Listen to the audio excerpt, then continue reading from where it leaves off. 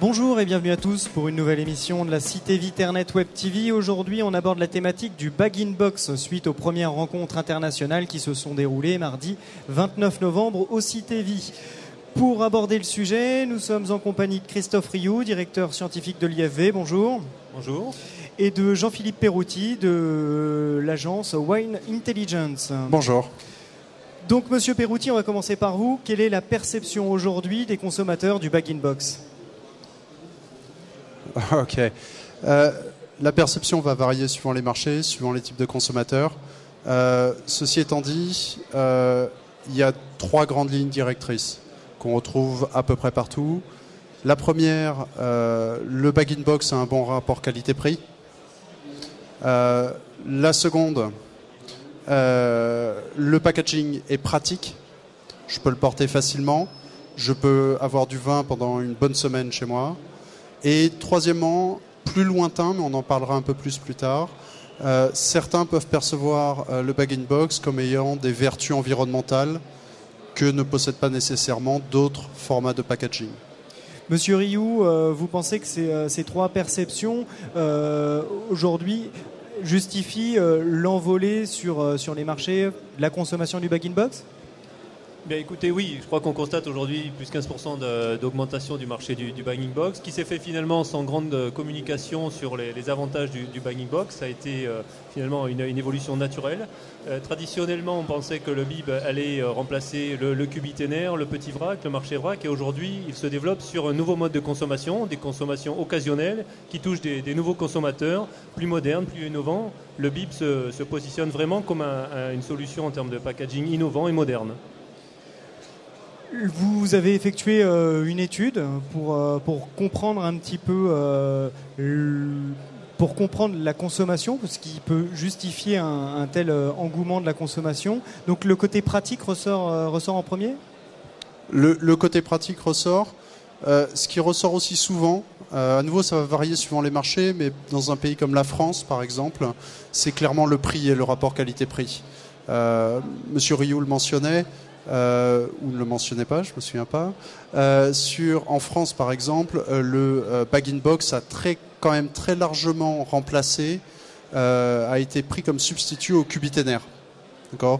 Donc, on achète 2, 3, 4 ou 5 litres de vin et on s'attend à avoir un prix inférieur puisqu'on achète en gros, par nature.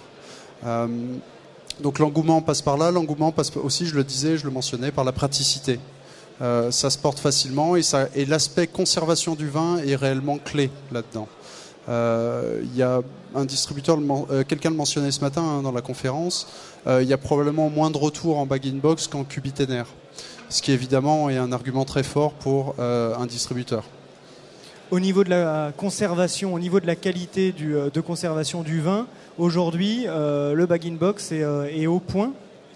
Oui, l'enjeu aujourd'hui du bag-in-box, c'est bien de concourir, de matcher dans la cour des grands. Hein. Je crois qu'on l'a dit, ça a été un développement important, probablement au départ sur des marchés d'entrée de gamme, sur des vins plutôt basiques, et qui aujourd'hui se traduit par une évolution sur les vins de qualité, la catégorie premium, et voire des vins de vignerons, des vins d'appellation d'origine. Donc, premier élément, et ça il ne faut pas l'oublier, je crois que les consommateurs, Monsieur Perrouti le redira, attendent la qualité du produit. Le bag-in-box, au même titre que les autres, n'est que le contenant. Et donc la première chose, c'est la qualité du produit. Et ce qu'on attend du bag-in-box, c'est la capacité et la qualité de conservation du produit. Donc praticité, c'est des vins qui sont quand même aujourd'hui bu rapidement, qui sont destinés à une consommation rapide. Le bag-in-box doit répondre à des nouveaux enjeux, c'est-à-dire la conservation du vin avant ouverture et bien sûr la conservation du vin également après ouverture, qui est de l'ordre aujourd'hui de 6 à 8 semaines selon les types de vins. Monsieur Perrouti, Monsieur Rioux insiste sur la qualité du produit. Alors, quelle est la perception des consommateurs par rapport à ce produit ? Je crois qu'il faut bien comprendre qu'il y a 2 dimensions à l'achat d'un vin. La première, c'est est-ce que je vais aimer ce vin ? Est-ce qu'il va être de qualité ? Et la seconde question qui vient immédiatement derrière, c'est est-ce que je vais en avoir pour mon argent ? Le rapport qualité-prix. Oui. Et de ce point de vue-là, je crois que le bag-in-box, il a commencé avec une image de qualité relativement inférieure. Pourquoi ? Parce que c'était généralement dans les entrées de gamme qu'on trouvait des bag-in-box. Je crois que cette perception a évolué. On sait maintenant que la plupart des vins sont relativement bonne qualité. Les autres sont sortis de la distribution, sont sortis des rayons. Et dans certains pays, le bag-in-box, comme en France, est arrivé à faire passer une image de bon rapport qualité-prix. Ce qui n'est pas nécessairement le cas dans d'autres marchés, comme par exemple le Royaume-Uni, où des études antérieures avaient montré que les consommateurs avaient du mal à faire les maths, quoi, hein, à calculer le prix à la bouteille. Combien ça fait par rapport à une bouteille. Et c'est pour ça d'ailleurs qu'on voit certains distributeurs anglais depuis quelques mois, c'est assez récent, depuis 6 mois à peu près, revenir en arrière en termes de volume. Donc ils sont passés de volume à 3 litres vers des volumes à 2 litres 25, donc 3 bouteilles. Pourquoi ? Parce que vous faites passer le prix de vente de 15 livres à 11 livres. Et 11 livres paraît être moins cher que 15 livres. Donc je dirais que du point de vue de la qualité, il n'y a plus trop de problèmes pour le bag-in-box. On sait que le vin va être de bonne qualité à un niveau de prix donné. Par contre, le défi dans certains pays, comme en France, c'est probablement de communiquer sur ce rapport qualité-prix, plus que la qualité uniquement. Tout à l'heure, vous disiez que le bag-in-box n'avait pas forcément communiqué. Aujourd'hui, est-ce que ça va être l'un des principaux axes de communication pour le développement de ce produit ? Alors, on ne peut pas répondre à la place des fournisseurs et des fabricants de bagging box, bien évidemment. On l'a évoqué, on a bien perçu aussi un axe important qui est l'axe environnemental, recyclage. Des études ont été conduites notamment par l'industrie du bagging box, par Performance Bib, sur l'analyse du cycle de vie comparé aux autres types de conditionnement. Il s'avère, selon cette étude, que le bagging box présente en termes d'empreinte carbone des qualités supérieures, enfin du moins une empreinte carbone inférieure à celle de la bouteille par exemple. Donc c'est des arguments qui vont être mis en avant en termes de recyclage, en termes d'impact carbone sur l'utilisation d'un bagging box plus écologique, hein, quelque part. Sur la maîtrise technique, des avancées majeures ont été amenées aujourd'hui à apporter en termes de maîtrise de l'oxygène et du conditionnement en bagging box. Il est clair qu'aujourd'hui, les unités de conditionnement, notamment des camions à la propriété, sont équipées pour pouvoir maîtriser les apports d'oxygène et réduire les apports d'oxygène au conditionnement. C'est un des facteurs clés. Et ce matin, nous avons évoqué un autre critère important de la conservation, mais là qui est valable pour tous les vins, c'est la maîtrise de la température et bien conserver ces bagging box dans des conditions de température régulées. Vous parlez d'arguments commerciaux, enfin d'arguments de vente, d'appui à la vente en parlant de l'environnement. Est-ce que dans les études que vous avez pu mener aujourd'hui, cette notion environnement, ce côté un petit peu de développement durable ressort comme critère d'intérêt, comme critère d'achat auprès des consommateurs ? La réponse est en règle générale non, pas encore. On a bien vu dans l'étude présentée ce matin hein, que la première inquiétude du point de vue des consommateurs dans les 3 pays qu'on a envisagés, hein, la France, le Royaume-Uni et les États-Unis, c'est d'abord la qualité du vin. Et notamment des inquiétudes en lien avec les sulfites, la présence de sulfites ou d'autres additifs. C'est la première chose. La seconde inquiétude, c'est l'impact du packaging, du format, sur le vin lui-même. Donc c'est là où on rejoint cet argument premier pour vendre du bag-in-box finalement, qui est la conservation du vin, la conservation de ses arômes, conserver le vin dans de bonnes conditions. Donc on a d'abord le contenu, l'impact du contenant sur le contenu, et enfin, assez loin derrière, on trouve généralement en 3e position effectivement l'impact du packaging sur l'environnement. Et là, on commence à rejoindre des choses comme l'empreinte carbone, le recyclage, etc. Donc ça reste quand même l'inquiétude environnementale est présente, mais vient en 2e, 3e ou 4e position suivant les pays où on est. Donc quelle est votre réaction par rapport à ces faits ? Je crois qu'aujourd'hui le consommateur, et il faut s'en réjouir finalement, il est avant tout attaché à la qualité du produit et il a des attendus en termes de qualité, de santé vis-à-vis de... Donc ça nous oblige à beaucoup de rigueur sur la maîtrise de la qualité, c'est nos actions au quotidien, donc pour nous c'est une bonne nouvelle. Concernant je dirais l'utilisation du bagging box ou d'autres contenants, je crois que on l'a dit, on est à une phase de développement. Comment poursuivre la progression ? Parce que l'enjeu pour la filière vin, c'est de continuer à vendre du vin. Le bagging box est aujourd'hui une opportunité pour développer les ventes, développer les volumes de commercialisation. C'est aussi développer d'autres modes de consommation. Moi, je pense que, et aujourd'hui, il y a notamment ce matin, un représentant de Sopardis, la société Sopardis, qui a créé un réseau de cavistes Vinomania et qui développe la bibattitude, c'est-à-dire amener le bagging box sur la table, servir du vin au verre. C'est aussi autour de développer peut-être la communication sur des nouveaux modes de consommation, peut-être plus que capitaliser sur la valeur environnement qui doit bien sûr être nécessaire, mais pas suffisante. Oui, je crois que si on revient à l'environnement, aujourd'hui je dirais que c'est une condition nécessaire du point de vue d'un consommateur, mais pas suffisante pour l'achat, pour la vente. Oui. Ceci étant dit, il faut bien voir que l'argument environnemental a une autre facette, qui est la facette vis-à-vis des distributeurs. Dans les pays scandinaves, l'argumentaire environnemental est absolument majeur et critique pour engager des négociations, pour répondre aux appels d'offres des monopoles. Même au Royaume-Uni, vous n'avez pas de dossier environnemental, les négociations ne commencent pas. Et c'est là probablement que le bag-in-box a une carte à jouer sur cet aspect environnemental vis-à-vis des distributeurs et des importateurs, qui ensuite le mettront en rayon. Et vous savez, le parallèle que je ferai, c'est avec la capsule à vis. La capsule à vis, il y a 10 ans, grosso modo, 90% des consommateurs anglais la rejetaient. La dernière étude qu'on a faite à ce sujet, qui date du mois de juillet, 90% des consommateurs anglais l'acceptent. On est 7 ans plus tard. Pourquoi ? Parce que ça a été poussé par les distributeurs. Ils l'ont mis en rayon. Les consommateurs se sont aperçus que finalement, le vin n'était pas plus mauvais avec une capsule à vis qu'avec un bouchon. Et ça a été largement accepté. Donc je dirais que l'argument environnemental, s'il passe pas par les consommateurs en premier, il passera de toute façon par les distributeurs et les importateurs. Quels que soient les segments de marché ou les pays dans lesquels on souhaite exporter ou commercialiser. Dans la plupart des marchés, alors il y a des marchés qui sont plus portés là-dessus. Je peux citer les pays scandinaves, on pourrait aussi citer l'Allemagne, la Suisse.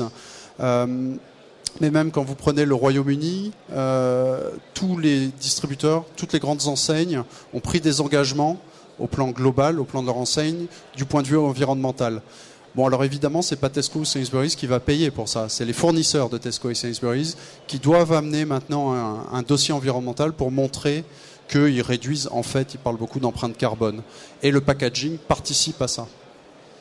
Tout à l'heure, M. Rioux parlait de développement d'autres modes de consommation du vin, donc via le bib ou les poches. C'est aussi des éléments que vous observez à travers vos enquêtes ? Ah, absolument.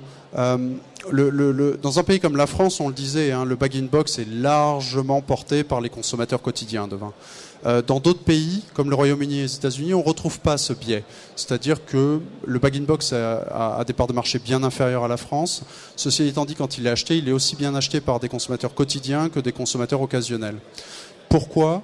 Parce que ces consommateurs occasionnels ont trouvé dans le bag-in-box une façon plus pratique de consommer dans des moments de consommation un peu différents. Par exemple, tout ce qui est consommation en extérieur, pendant les pique-niques, dans les festivals, sur la plage. Ce qui sont des tendances de consommation extrêmement fortes au Royaume-Uni, mais aussi aux États-Unis, au Brésil, en Australie, etc.